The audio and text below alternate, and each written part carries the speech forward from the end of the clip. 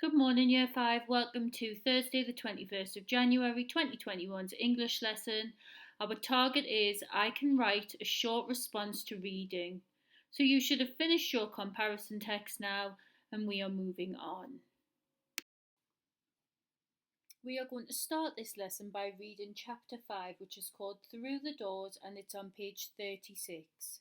You might want to have a flick back through and remind yourself of what's happened so far in the book, because I know it can be tricky when we're reading two different books at the same time. Daniel's eyes cracked open a fraction. He screwed up his face at the sunlight flooding the room.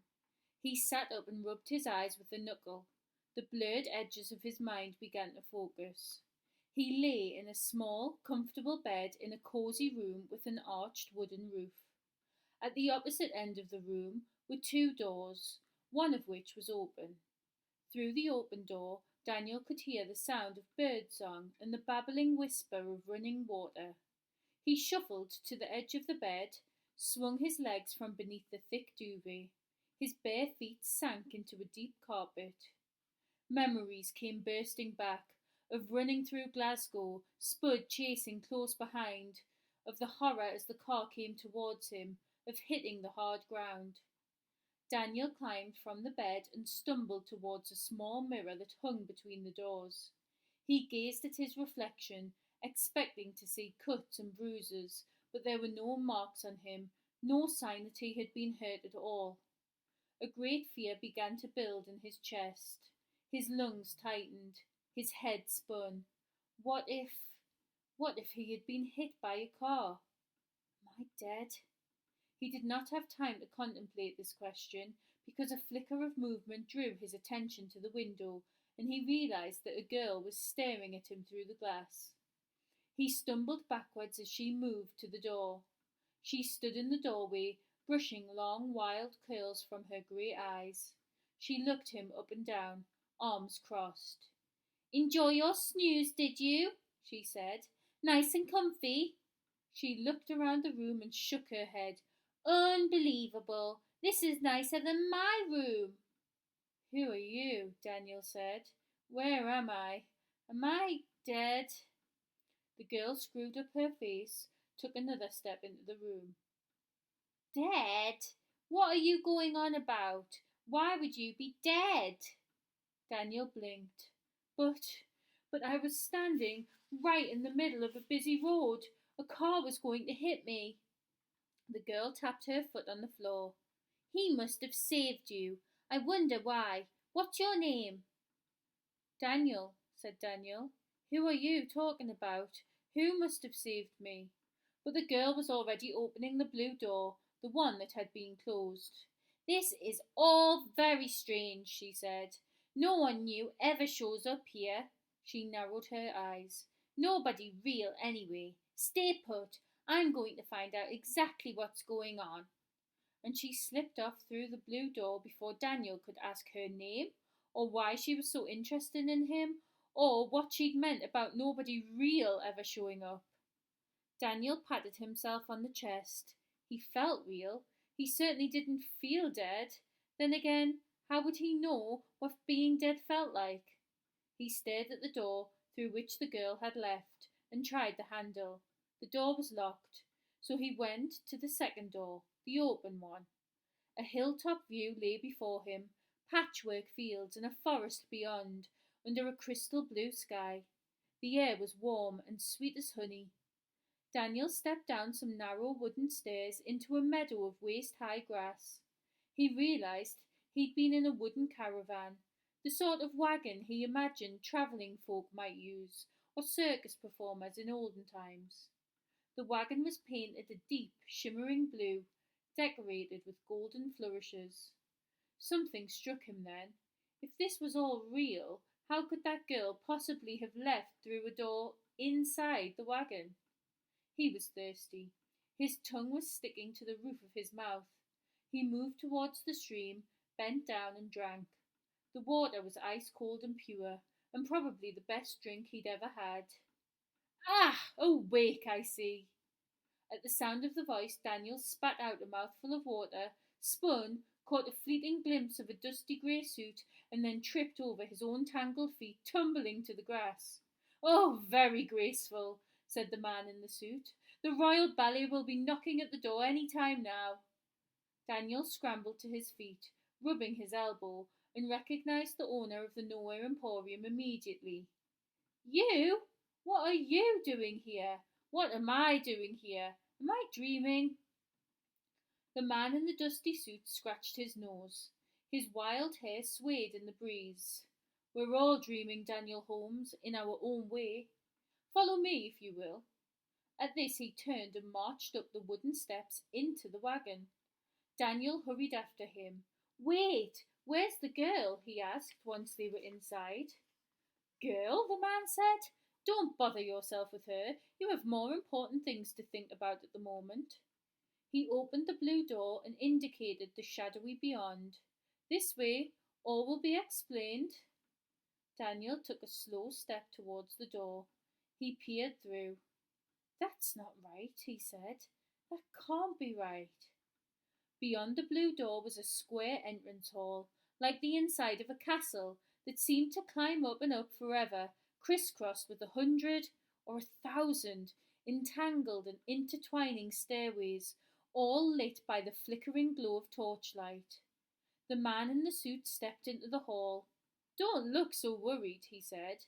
"Nothing can harm you in here. I checked the corridors yesterday, caught the last of the escaped lions." He wheeled away and began to stride across the hall. Daniel was unsure what to do. He watched the man in the suit, and then his eyes widened. "Lions?" he said. "Hey, wait! Wait up!" We are now going to have a little game. This is just for you to join along with at home. You don't have to write anything down, just shout out the answer, true or false, and it's all about chapter 5. Daniel is dead. True or false? Daniel drank water from a stream. Daniel woke up in a wagon. The shop owner from chapter 1 spoke to Daniel. The little girl is called Isla. We now need to read chapter 6 to get us to the correct point in the story for our task. Chapter 6, A Bargain with Lucien Silver. "Would you like a cup of tea?" The man in the grey suit sat behind his desk, stirring tea in a china cup. "No," said Daniel. He watched a small whirlpool form in the liquid and tried to sound braver than he felt. "No tea, thank you. Just tell me what's going on." He had followed the man across the hallway, passing dozens of staircases, to another doorway, this one with a curtain of deep red velvet. When he'd brushed through the curtain, Daniel had found himself back in the Emporium. The man in the suit sipped at his tea, then returned his cup to a saucer on the desk. "There really is no way of making what I'm about to say any easier for you to hear or comprehend," he began. "So here it is, Daniel Holmes. You should be dead." At this he stood and began to wander around the shop, his hands clasped behind his back. "Allow me to explain. My name is Lucien Silver. I am a traveller. This emporium is my means of transport. It dances through time, taking me from city to city, town to town, village to village, all over the globe." "Through time?" said Daniel. "Like Doc Brown?" Mr. Silver gave him a blank look. "Who?" "Doc Brown," said Daniel. "You know, Marty McFly, Back to the Future. It's an old movie I saw at the children's home. Doc and Marty have a time machine." Mr. Silver shrugged. "I do not get to the cinema much," he said. His grey eyes sparkled in the light of the fire. "And my emporium is not just a time machine." He pointed to the red curtain. "Beyond that curtain, beyond the many staircases we have just passed, lie my wonders. Think of the emporium as being like a tree. The hall of the staircases you just walked through, that is the trunk. Branching off it are the passageways, hundreds of them, where the wonders lie. Wherever I visit, customers are drawn to this place. For a small fee, I allow them to step through the curtain and experience what it's like to fly among the endless stars, to taste the colour of the sunset, and explore the very boundaries of imagination. I allow them to visit my wonders.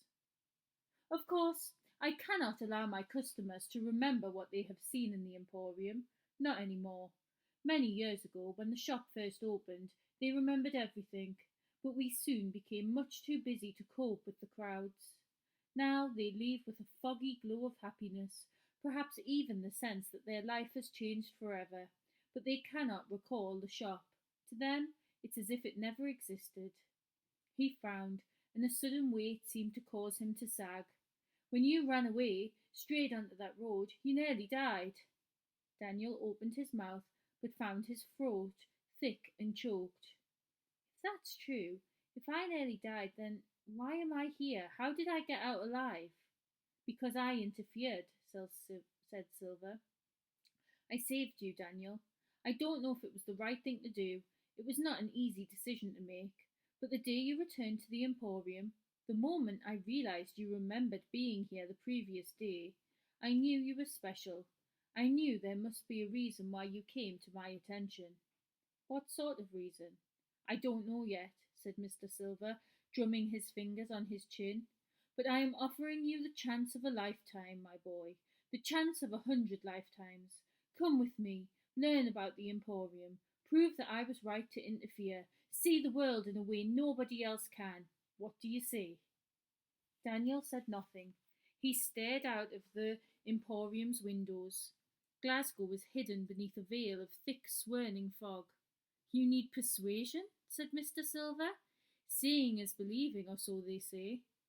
He strode towards the shop door, reaching for an elaborate metal instrument on the wall. To Daniel, it looked like a complicated cross between a clock and a compass. There were many dials and rings of numbers set within smaller rings. Mr. Silver began to manipulate the hands of the instrument. When he was satisfied, he spun and headed for the fire, scooping a handful of coal from a bucket on the floor. He tossed the coal into the fire. There was a great roar, and the flames became so bright Daniel shielded his eyes. For the briefest moment, the flames burned a deep red, and the fire exploded, sending a plume of soot billowing into the store. As Daniel coughed the soot from his lungs, a bar of bright sunlight began to burn through the smoke. When the soot had settled, Mr. Silver stood by the door of the Emporium and opened it with a flourish.